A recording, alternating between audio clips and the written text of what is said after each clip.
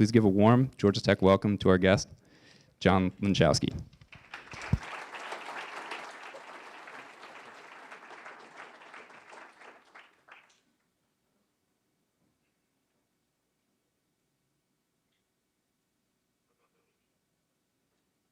afternoon, ladies and gentlemen.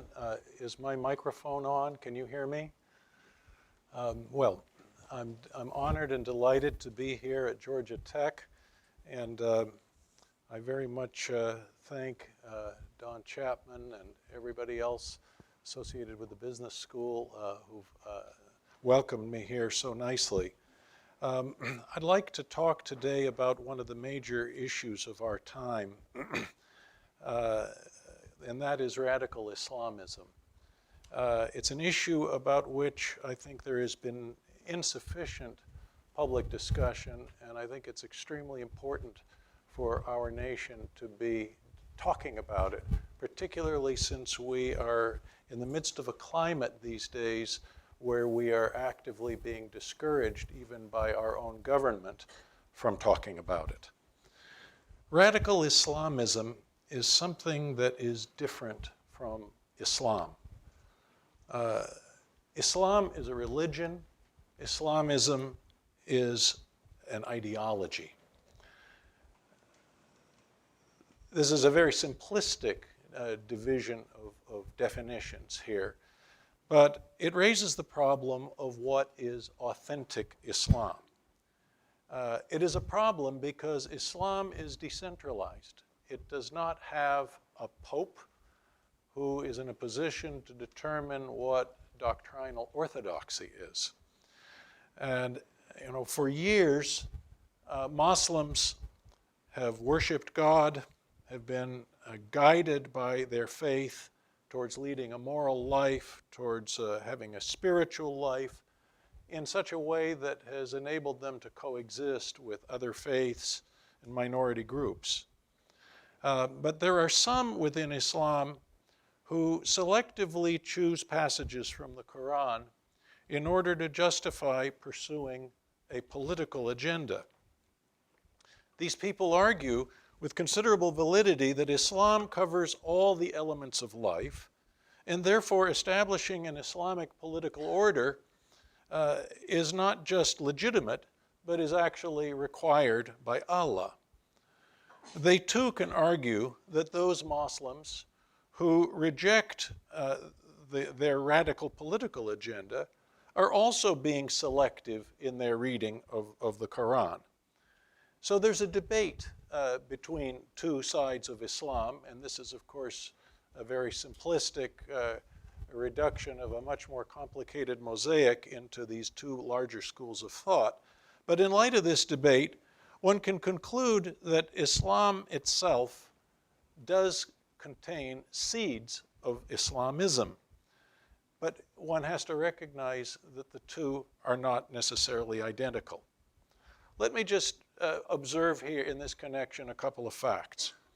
One is that most Muslims do not wish to live under the Sharia law that is, and as it is interpreted by the Islamists. There have been only a couple of countries which have consistently had this type of law: Saudi Arabia, Afghanistan, from time to time Sudan, and now a couple of other countries are moving in that direction. But basically, most people in the Islamic world, and remember, most of the Islamic world is not necessarily even in the Arab world. It is in India, Indonesia, and such places. These folks do not want and have not lived under, do not live and have not wanted to live under the Islamists' interpretation of Sharia law.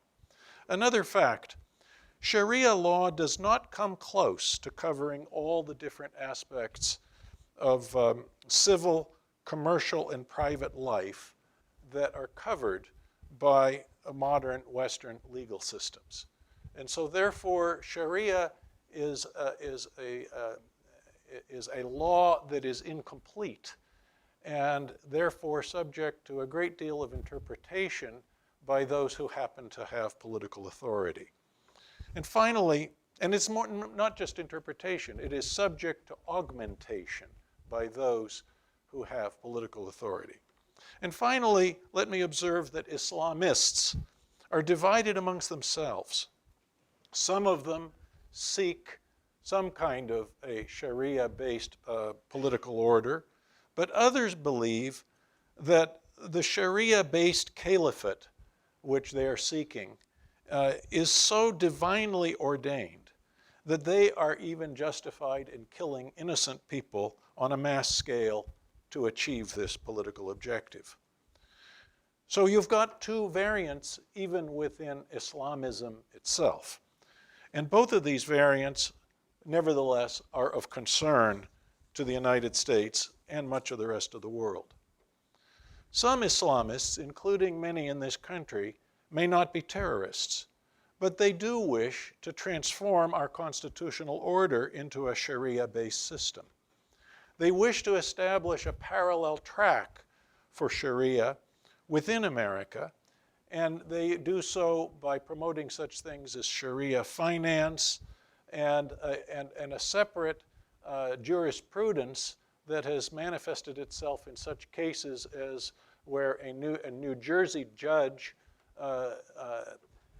acquitted a Muslim who had serially raped his wife, and he was acquitted on the grounds that he was a Muslim and that this was not inconsistent with Sharia law.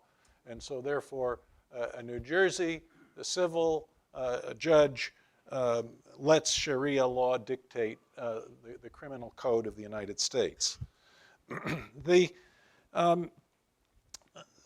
In addition to this kind of thing, some Islamists work to obscure our understanding of the nature of Islamism itself. Many of them, such as members of the Muslim Brotherhood and its front organizations in the United States, promote anti-blasphemy laws, self-censorship, and outright censorship about any of the matters that I'm even discussing right now. Many of them conflate Islam with Islamism and have sufficiently penetrated U.S. government agencies with their censors that one cannot refer today in the U.S. government, in most agencies, to Islamist-based terrorism. One cannot refer to jihad. One cannot refer to even to Islam at all when it comes to linking it with any kinds of terrorist activity around the world. One example is that you'll recall that Major Hassan committed this act of mass murder at Fort Hood, and when he was shooting at everybody, he accompanied his massacre with shouts of Allahu Akbar, which means God is great. He was a self-admitted, self-radicalized Islamist, and yet within the United States government, within the U.S. Army, one cannot call this an example of Islamist terrorism. It has to be called workplace violence. Another example, one of our own professors at the Institute of World Politics, who teaches a course on Islamist threat doctrine, a unique course in the United States, also briefs people in U.S. government agencies and the armed forces about some of these matters. He does PowerPoint presentations, and he cannot make an amendment to one of his own PowerPoint slides without submitting that slide to a group of anonymous Islamic censors who will determine whether or not that slide is offensive to Islam. So the circumstances today are such that in the United States government, one cannot discuss these things openly. We cannot discuss openly, in other words, the nature of our enemy. And if we can't discuss him, how can we impart the knowledge of him that is necessary to defeat him or to prevent him from subverting our system? And let there be no mistake, the subversion of our constitutional order is something that is not impossible. It is just as possible as the well-advanced subversion of several European states where Sharia has established a parallel track and where national law enforcement cannot venture into certain unassimilated Islamic communities. So what's the state of affairs with Islamist terrorism today and with our efforts to combat it? Modern Islamist terrorism burst on the scene in the 1990s with the very first bombing attempt of the World Trade Center, and then later, as everyone knows, with the attacks on 9/11. Al-Qaeda was its leading organization, although one has to recognize that the radical Shiite sect, as being run by the mullahs in Iran, has been another force of radical Islamism that has justified terrorist action against innocents, and also there is the Muslim Brotherhood that is also part of this larger movement. We have treated our war against these forces principally as a military and as an intelligence problem. We've eliminated successfully a very large portion of the Al-Qaeda leadership, deprived it of its base in Afghanistan, and earlier even in Sudan.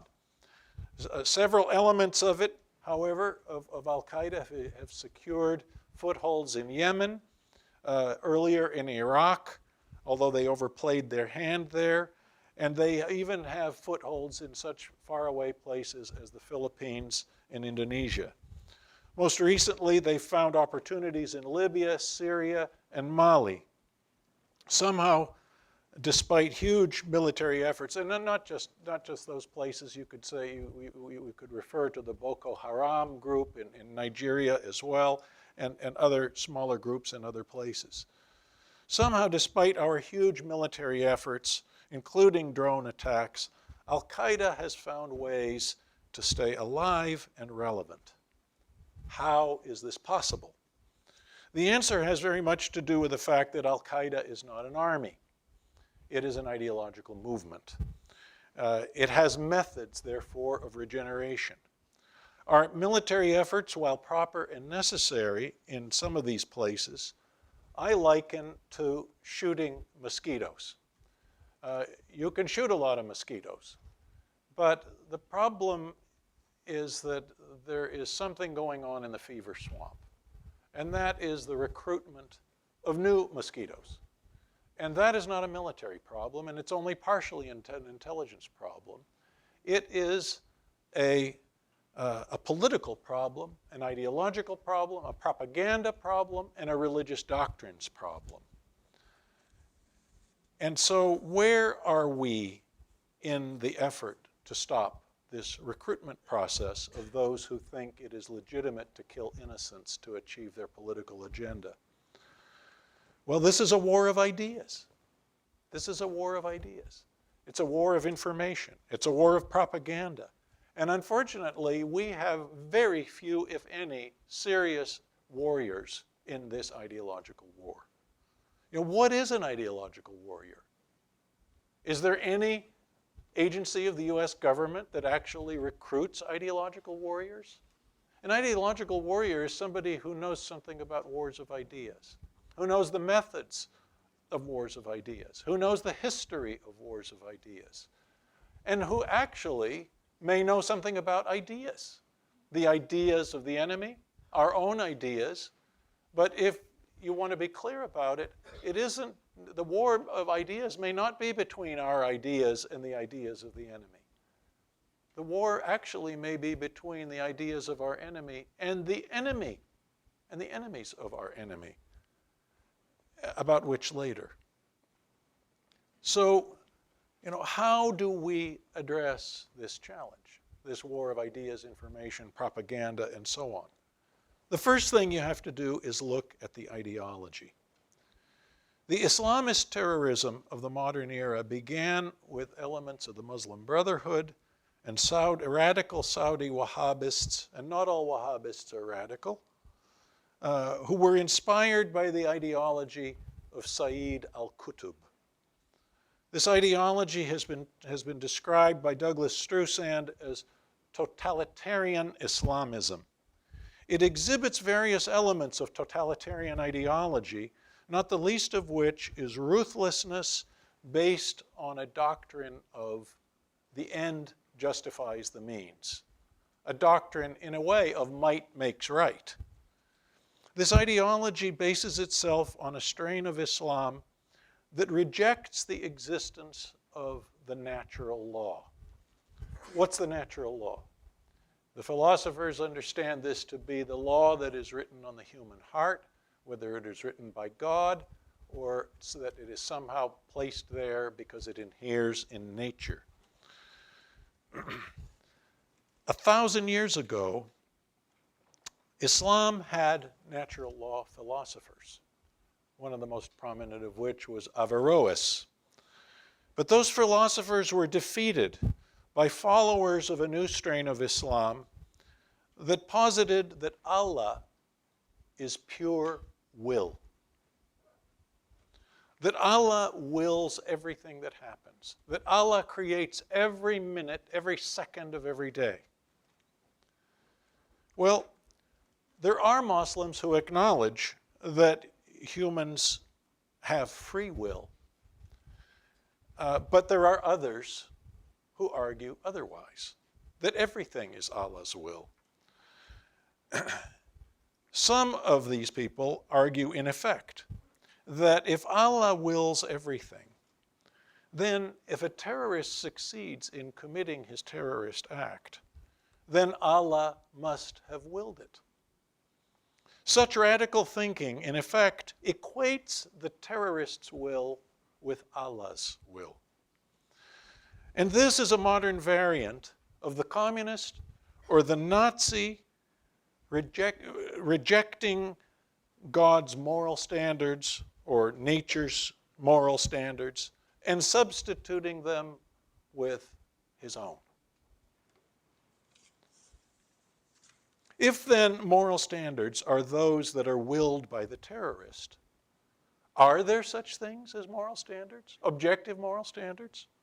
If Allah can will a terrorist attack, then can Allah's rules or moral standards even be discerned? Let's be clear. Well, first of all, this whole question of whether whether Allah's rules can be discerned it was a question that was raised by Pope Benedict in his famous speech at Regensburg University just a couple of years ago. He basically asked, is Allah reasonable? Is it reasonable to justify violence on religious grounds? Can Allah's laws be discerned by human reason? The God of Christians and Jews is reasonable. His laws can be discerned by right reason. We can see this by the work of people from the pre-Christian era like Aristotle, who was analyzing what is the good, and then his work was taken up by Thomas Aquinas in medieval times to show that there was absolutely nothing inconsistent with right reason, discerning what is the good, and showing how that reasonable discernment of the good is precisely parallel with God's understanding of what is good. Benedict, effectively, by asking these questions, lobbed a salvo in the war of ideas, challenging all Muslims to an open dialogue so as to give those who reject totalitarian Islamism an opportunity to reclaim that Islam which has the possibility of coexisting with others. Now, this is just one little example of entering into those realms of philosophy and theology that are necessarily part of a war of ideas. It's a classic element of political and ideological warfare. But what is this kind of warfare? If we're in a war of ideas, what is political warfare? What is ideological warfare? I gave you one little example, which challenges those Muslims to think clearly about whether or not it is true that a terrorist's will is equated with Allah's will. Well, as we study statecraft at the Institute of World Politics, we recognize that there are things that one has to do before you start killing people, where war really has to be a matter of last resort. And in the case of the terrorist attack against us, those who attacked us from their bases in Afghanistan got their just deserts and are getting them. But there's that fever swamp where there is the recruitment of new terrorists. And so what do you do about all of this? How do you deal with an ideological movement? Well, you can even take a little page of what we do to each other in our own country in domestic political battles. What is this political warfare? Well, one principle is you discredit your enemy. You demonstrate what he does that is wrong, that is evil. And there are plenty of examples where this discrediting can be done, where we can expose criminal terrorist activity. You can divide the ranks of the enemy organization. You can turn one side against another. You can isolate the worst elements within the ranks of the adversary. You can try to separate the enemy from his allies. You can try to isolate the enemy from his population support base. You can try to isolate the enemy from his recruitment base. You can compete for the minds of potential recruits. In Minneapolis today, there are Somali American youth who are watching one or another of the 500 Al-Qaeda websites, which are basically going on helping to recruit people around the world with nary any response from the United States. And some of these people are being recruited specifically into the ranks of Al-Shabaab, which is the radical Islamist group in Somalia, and some of them head over there and get terrorism training and so on and so forth. There's absolutely no support being given to some of the Somali American leaders, faithful Muslims who want their religion to be a religion and not a radical political ideology. And these are people who are struggling as they might, to try to ensure that their young people don't get sucked in to the romance of suicidal terrorism. And they have no budgets. They're trying to do this stuff on their own. These are poor people, by and large, not very high up on the income scale. But imagine there is such a thing as a Somali American radio station in Minneapolis. And it is hoping to broadcast some kind of content that would help compete for the minds of those Somali youth. And there is actually some radio content that exists along these lines in one of the only places in the U.S. government. It happens to be on the Somali service of the Voice of America. But unfortunately, there's been a law that prevents Voice of America programming to be distributed domestically within the United States, and so this radio station cannot use it, and the recruitment process proceeds unimpeded. Anyway, one of the other elements of course, and this leads directly into the obvious thing, of fighting people who believe that killing innocents is the moral thing to do, is to support the opposition forces, and to do this seriously. Sometimes this has to be done covertly, because if you support somebody, the Congress, for example, passed a law a couple of years ago, some kind of Iran Opposition Support Act, or whatever it was called, and they appropriated $100 million or whatever it was to try to send to Iranian opposition groups, but unfortunately all of this was way out in the open, and it was as if those opposition groups, particularly within Iran, were being given a big bullseye right on their forehead by the US government. And they were being discredited by essentially by their association with the United States. This is why, for example, during the Cold War, we did this kind of ideological warfare, information warfare, and it had to be done covertly. For example, there was a huge battle of ideas in Europe over whether communist ideas or democratic ideas were going to survive and prevail. And amongst the many things that we did was we sponsored covertly certain journals of opinion where intellectuals who were fighting this war of ideas would have an outlet for their thoughts. These journals may have been edited by people who were utterly unaware of where their subsidies actually came from. The authors who wrote in them were completely unaware of where the subsidies came from to support their journal. They may have been unaware that the journal was even subsidized in the first place. But these were journals that could not have survived on the basis of subscriptions or of advertising. They had to have a subsidy first from somewhere. And so they came from maybe some business within the country in question that got the money from some other source that may have come originally from the CIA.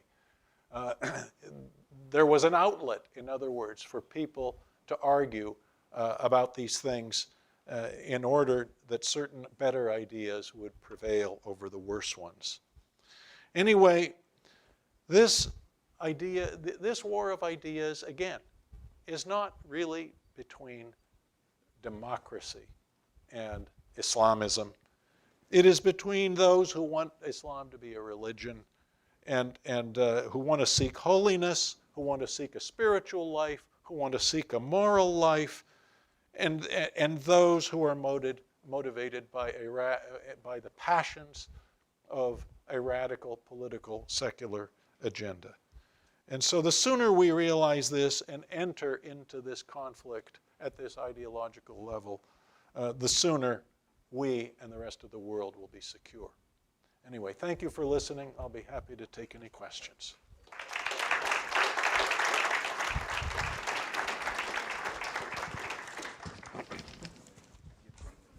Oh, thank you. Thank you. Any questions? I'll start off with one question, and that's the acquisition of current TV by Al Jazeera. Could you comment on that and the implications you see of having that conduit now into the U.S.? Thank you. I'm concerned about this in certain respects because our perceptions of realities in the world are more important than the reality itself, because we act according to our perceptions, and oftentimes those are differ from what the reality is.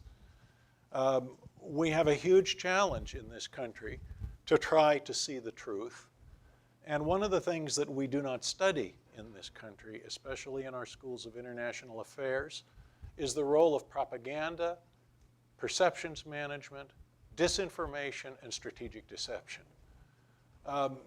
These are subjects that everybody should study who gets into this business, whether you're a military officer, a diplomat, involved in foreign aid and development, involved in public diplomacy,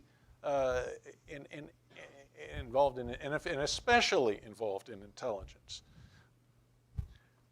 Our country is very vulnerable to foreign influences and to foreign propaganda. We are particularly vulnerable by the very nature of our system. As I was mentioning to some of the leaders of the university at lunchtime today, the founding fathers of this country warned us about the vulnerability to foreign influence. George Washington, in his farewell address, writes about the unique vulnerability of the Republican form of government to the insidious wiles of foreign influence. The authors of the Federalist Papers write about this several times themselves, And this is, it is a huge issue, partly because there is the problem of propaganda, but also there are all kinds of other influence operations, whether it's done through business, whether it is done through law firms in Washington that are busy lobbying Congress and lobbying different executive branch agencies. There are all sorts of vulnerabilities along these lines. And you know, I don't know how much Americans are going to be watching Al Gore's era, but it is a, you know, there are many attempts by foreign powers to reach the American people and influence them in different ways. The Russians have been trying to do this. The Chinese do it in a very big way. And Al Jazeera is yet another one. And I believe that Americans have to be much more alert to the nature of propaganda. They have to understand also that propaganda simply isn't lies. It can be sometimes 95% truth. It is, however, manipulated truth. It is a sufficient mixture of the truth and lies that even if you know that you're listening to something that may be false to one degree or another, that the purpose of the propagandist is to get you to believe or to say, essentially, oh, this may be lies, but it can't be all lies. And what that essentially does is it achieves the propagandist's success of helping to frame the terms of reference, to be the prism through which you perceive reality. Now, you know, there are some things, doubtlessly, that appear on Al Jazeera that are absolutely true. And Al Jazeera actually has some pretty darn good journalism compared on some international issues compared with some of the lightweight fluff that we get on our other televised media. But there is an agenda there, and one has to understand it. And Al Jazeera has been the vehicle of the radical Islamists in order to get their message out to the world, and we should never forget that. So thank you. Hi, I wanted to say thank you first off. I have two quick questions for you. The first one where you mentioned the vulnerability of Europe to Islamism, and I sort of wonder how true that actually is, considering France passed the so-called burqa ban, which targets an incredibly small minority of people, and several laws passed in different countries regulating the growth and development of new mosques and Islamic centers. And the second question is in regards to perceptions and propaganda. Do you think that perception of the US and our version, our ideology of democracy has been helped or hindered by drone strikes in Pakistan? Very good questions. The burqa laws and the other kinds of laws like that have emerged in Europe are, in certain respects, a kind of a, I don't know if they're called a last-ditch effort to try to deal with a problem. But it is a problem that where unassimilated populations, some of which, particularly in the second generation of those populations, have become extremely alienated from the cultures of their new found lands, have been developing a separate track, and a separate track of development, a separate civilization, where they've come to another country, and rather than saying, well, I've come here because I want to be part of this country, they've come in order to transform the country, or at least the second generation has decided to come with that agenda in mind. And how this has happened, of course, has a long history. It has to do with the possibilities for citizenship of countries, citizens of former colonies of some of these European countries. Sometimes it's simply happened because countries, like in Scandinavia, or that have not had any of these far-flung empires in other parts of the world, open their hearts and let people in as for economic opportunities and so on and so forth. But the visitors or their next generation have simply not wanted to be part of the program. And it is not something that is particular. This is an attitude that is not conducive towards building community. And let's remember that community is what peace is all about. Peace is the tranquility of political order. It is building human community, whether it is domestic peace or whether it is international peace. And in order to build political order, you have to take into account the dark side of human nature, which is why you need laws and law enforcement domestically and why you need armies internationally. But to build human community, you have to have the best side of human nature, which is man's capacity for truth, for justice, for mercy, for forgiveness, and for that love of neighbor that transcends the requirements of justice. And when people come in and they don't want to be part of the community, this is not conducive to peace. And so I frankly don't blame people who want somehow to defend their civilization. There is a rainbow of cultures in this world. Doesn't there deserve to be a Danish culture? Doesn't there deserve to be a Swedish culture? Just as there deserves to be a Namibian culture? I think there does. And so I have a problem with the attempt to undermine the civilizational and legal foundations of some of these different countries on ostensibly religious grounds. Now, as for drone strikes, I take your point. I think that drone strikes are something that have to be used carefully, sparingly, and that they hold the risk of being particularly counterproductive. However, let's remember that there is a lot of propaganda surrounding these things, and that we may actually target a terrorist and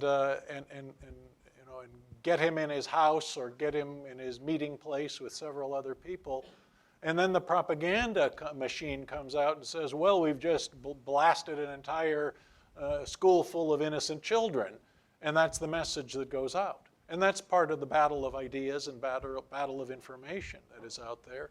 And there's been a lot of that. There's been a lot of distortion. That's not to say that some of what we've done with the drone strikes has indeed been counterproductive. But the United States, for all of, you can make considerable arguments about the prudence of our foreign outreach and military outreach. I happen to be one of those people who believe that our invasion, occupation, and social revolution and nation-building enterprise in Iraq was a strategic error.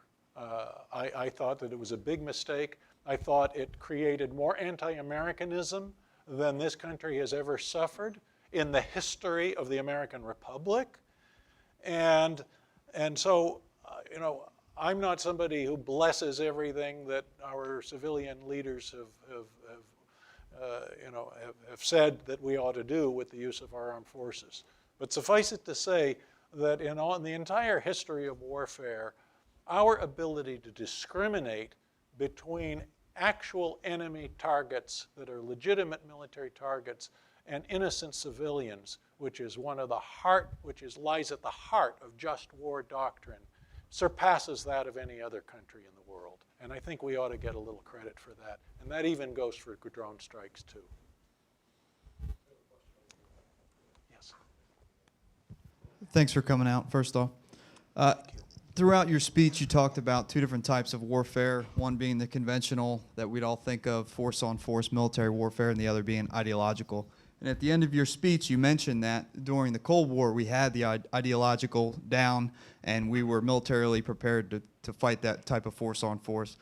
I watched the military adapt to the current type of warfare, but what did we do politically that, although we were prepared, for ideological warfare with the Soviets, we were not with combating radical Islamism. And how can that be reversed, or how can we recognize that? Does it have to do with some sort of a taboo against religion, and including that in political constructs, I guess? Thanks. Thank you for an excellent question. One of the reasons why we are not engaged in a lot of this is that some people in our government, many people in our government, are under the genuine illusion that that engaging on the religious level in any way is somehow a violation of the First Amendment and a violation of the separation between church and state. In fact, nothing could be further from the truth.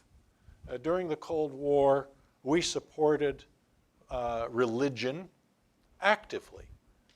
We had programs broadcast over the Voice of America, Radio Free Europe, and Radio Liberty that were actual religious programs for different faiths, for Islam, for Judaism, for Orthodox Christianity, for the Catholic faith.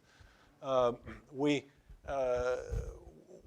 would actually broadcast religious services, for example, over the air. We supported, we were involved in supporting the solidarity movement in Poland and working very closely with the Polish Catholic Church to do so. As a matter of fact, one of the very interesting episodes that I happen to know about, and it comes from the chairman of our board at the Institute of World Politics, whose father-in-law was the director of Central Intelligence, Bill Casey. One day, Casey called up our chairman, his son-in-law, and said, "Owen, do you know about those Gestirtner mimeograph machines?"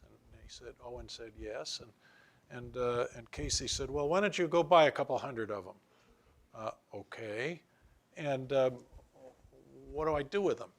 Send them to the Vatican. And, well, a couple of years ago, Lech Walesa, who was the head of the Solidarity movement and the first non-communist president of post-communist Poland, showed up at IWP to give a lecture. And our board chairman went up to him and said, "Do you know anything about some mimeograph machines?" And he said, "Oh yes, we picked them up at St. Brigida's Church." Anyway, we were up to our necks in supporting various political and religious forces during the Cold War, and there was no First Amendment. The First Amendment prescribes Congress establishing an official state religion in the United States and has nothing to say about what we do on the international sphere. But there's been a lot of fear about that. There's also a lot of theological ignorance and where people do not understand what some of these nuances are about Islam and its distinction from Islamism, in addition to the distinctions between different variants of Islamism. So there's a huge ideological and philosophical ignorance.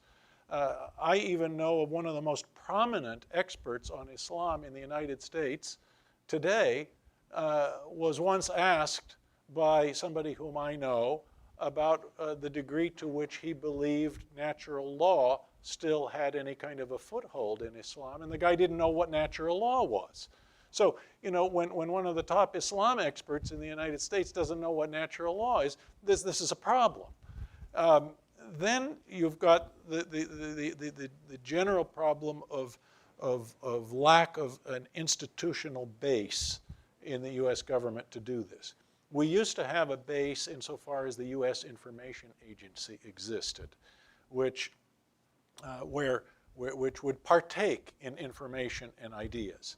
We also had a covert political action capability within the Central Intelligence Agency.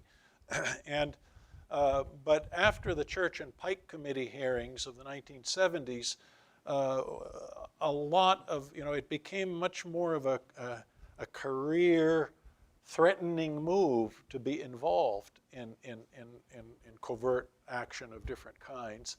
And so a lot of the institutional memory, the ways and means within the CIA evaporated and exists only in a few select places around the country, including our own school. Then there's the whole problem of the fact that a lot of this concerns one of those arts of statecraft which has been systematically neglected in the US government, and that is the whole art of public diplomacy, which means relations with people and not simply with governments. And that's what USIA did, but USIA was liquidated in 1999, and a shadow of its former capabilities were folded into the Department of State, which doesn't take it seriously. Excellence in public diplomacy is not rewarded. It's not your ticket to an ambassadorship or becoming Assistant Secretary of State. And the State Department focuses principally on government-to-government relations and not on relations with people. And public diplomacy incorporates everything from cultural diplomacy, cultural exchanges, educational exchanges, visitors programs, information programs, international broadcasting, strategic communications, counter-propaganda, psychological strategy, political and ideological warfare, political action. This is an entire gamut from the soft side to the hard side. It gets underfunded. It gets no sufficient national strategic attention. And it is not studied in the academy, save a couple of places like at our school. And it's one of the reasons I founded this school, because public diplomacy has been one of my greatest concerns.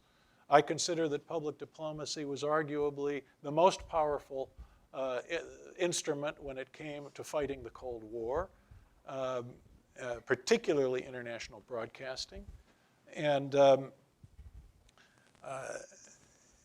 this is not understood in mainstream foreign policy establishment, unfortunately. I've recently written a book. It's called Full Spectrum Diplomacy. Full Spectrum Diplomacy and Grand Strategy, where I identify the problem and I set out a whole solution for how to fix it. Because you cannot fix this unless you create bureaucratic structures that have a culture that rewards excellence in these fields. And my solution, in short, is to establish a thing that I call the US Public Diplomacy Agency, which takes all of the information, cultural, educational, cultural, and other things out of the State Department, the human rights functions, the women's issues functions, labor, democratization, and all of those issues, folds them into this new agency, takes all of our international broadcasters, folds them in there, takes the USAID, folds it in there, takes the Peace Corps, which is a tremendous asset of public diplomacy, doing nothing but building goodwill around the world, putting that into that agency, making the head of it a Deputy Secretary of State, making the head of it also a statutory observer on the National Security Council with the same rank as the chairman of the Joint Chiefs of Staff, and then, or the Director of National Intelligence, and then to make it so that 50% of all ambassadorships have to come from personnel out of that agency. And faster than you can say, Jack Frost, you're going to have excellence in public diplomacy, because there will be career incentives for people to do it right for the first time in a long time. Hi. Well, you also almost sort of answered my first question. We've obviously seen that, the surge in occupation of Iraq has not worked. Excuse me, I'll stand. Excuse me. Thank you. No Thank problem. I've got the lights in my eyes. And currently, drone strikes have their positive and negative, effects. But you did just mention, a new agency that deals purely with public diplomacy. But do you not think that there are other facets of this problem? There may be economic instead of just regards to foreign policy. And my second question is, But what do you mean? What do you mean by well, that? it seems at least what you laid out thus far, it seems that you think this is purely a like foreign policy issue that can be taken on by part of the State Department, a new agency, you said. Whereas, are there other economic, strategies we need to take on? Are there other military strategies we need to take on and also consider rather than just a new agency? And my second question is, what improvements or, less than good ideas have you seen through John Kerry as the new Secretary of State as opposed to Hillary Clinton? Okay. Thank you. Economic issues can very much be part of a solution in dealing with the radicalization process. And I consider actually elements of economic strategy to be part of public diplomacy. Commercial relations involve the natural establishment of relationships of trust between people. And those relationships of trust are one of the greatest lubricants for international relations. When you establish a relationship of trust with a foreigner, that foreigner is going to be much less likely to believe the worst about America because he knows and trusts you, an American. And all of it, when he knows and trusts you, all of a sudden America ceases to be much less of a faceless power, an inhuman power. All of a sudden it has humanity. And putting the face of humanity out there in any respect is an absolutely outstanding thing to do.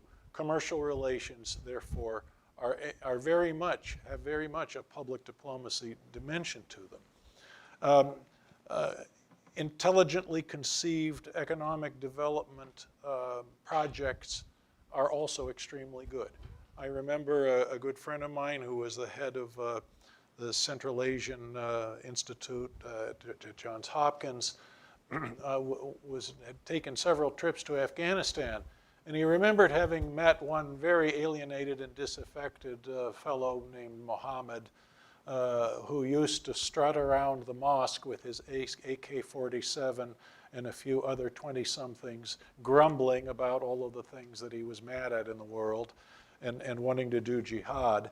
And he came back a couple of years later and to the same locality, and he inquired about Mohammed.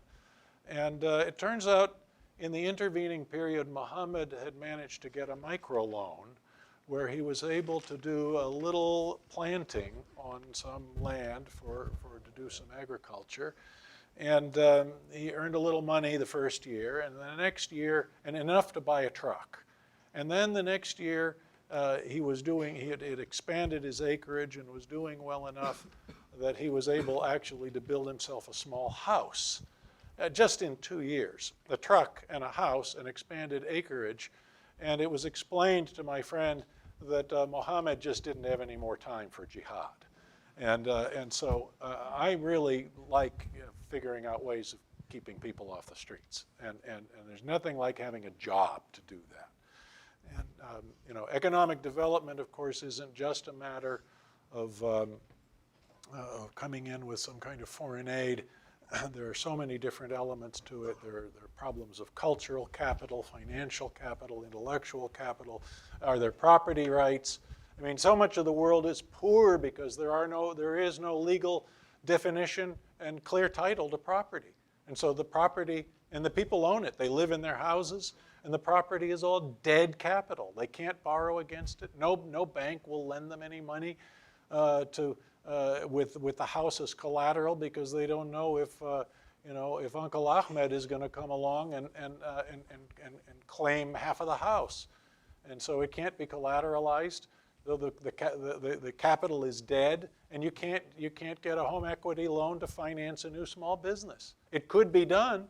Read the magnificent book by Hernando de Soto called The Mystery of Capital that goes very specifically into this issue. So there are huge policy issues, legal issues involved in all of this. But if we can help get people back to work somehow, it can be a big thing. I don't, as for Secretary Kerry, I really don't know. It's premature for me to have any opinion. when I look at his first, I mean, he's made a good trip abroad, and maybe he'll make some headway on some of these things. I really don't want to pass any judgment. I'm a very opinionated person, but I just as soon reserve judgment to see how he does on some of these things. He's just getting his feet wet. So, but thank you. This will be our last question. Okay. Thank you for your enlightening discussion. I'm a Muslim and I belong to Pakistan. And like for a very long time, I have been studying these issues, like the various strands of thoughts in Islam and the discussions. So you mentioned there exist two kinds of Muslims. One is the Islamists who view Islam as a political ideology, and they resort to the use of violence against innocent citizens to achieve their objectives. Yes. And the other kinds of Muslims are those who consider Islam just to be a way to spirituality, a way to build relationship with God, and so on and so forth. I mean, that was a crude simplification. Yeah, but so I yeah. do make the distinction. Yeah, so yeah, I just wanted to point out that the complication in that distinction. I see emerging a very distinct third variant among Muslims who do view Sharia as a political ideology, and they do resort to Sharia to solve modern political problems. They see that the Sharia has the ability to do that. But they reject the use of violence to achieve those objectives, and they do not want this Sharia to be implemented in the Western civilization. They target in the Western civilization, in the Western, okay. in Europe or in America. They just want the Sharia to govern the lives of the Muslims, the countries where Muslims are living in a majority. Do you consider this strand of thought, which is, in my opinion, because I belong to the country, I keep talking to the people, this view is getting popular with time. Do you consider this as a threat as well? And if so, don't you think that should be unfair? I don't. Yeah. Actually, I don't. I think it's and I did make a distinction between Islamists, between those who simply want Sharia, but those who want those who are ready to do a truly radical and violence, using violence to achieve their political means. But then let's say that there are four strains, because amongst those who do want Sharia, there are those who want to have it within the Muslim world already, and then there are those who want to push it within the West, but they may not be terrorists. So there are really two kinds. And if people who want to have some kind of a Sharia law within the Muslim world, be my guest. If that is the choice of people living in these societies. I think that I don't consider it a threat. And I consider that this is something, look, Islam is indeed an understanding of how to look at the entire world and all different aspects of life, and it includes law. The one thing that I did observe, as you recall, is that Sharia doesn't take care of everything. And so that you can have yet multiple strands of how to interpret how you put Sharia into effect in a Muslim land. Because you could have some where you cut off somebody's head, you cut off their arm, or their hand, where you stone the adulteress, and so on and so forth, versus other ways of doing these kinds of things, where you can implement all sorts of aspects concerning, various aspects of Sharia law concerning marriage and family and all sorts of other things like that. And so there are multiple strains. And so I think that indeed what you're saying is becoming more popular. I have no problem with it. I mean, it's Sharia law is not the way I would choose to live myself. But I say, if that's what makes people happy, if it makes for a better moral ecology, if it makes for better citizens and more responsible citizens, well, maybe that's great. And we have, there are different cultures and civilizations in the world, and we all have our good and, we all have our different positive points. And so I don't think that's a problem. I do have a problem with people who are not terrorists who want to create Sharia in the West. I have a problem with that. I confess it. If you want to come here and be a Muslim and worship and have a holy life and do all that kind of stuff, fine. But if you want to create something that undermines the Constitution of the United States, I say, go back to wherever you came from and do it there. That's my feeling about it. Anyway, thank you for your question. Dr. Lenczowski, thanks for coming to Georgia Tech today. Thank you very much. Thank you very much. Appreciate it a lot.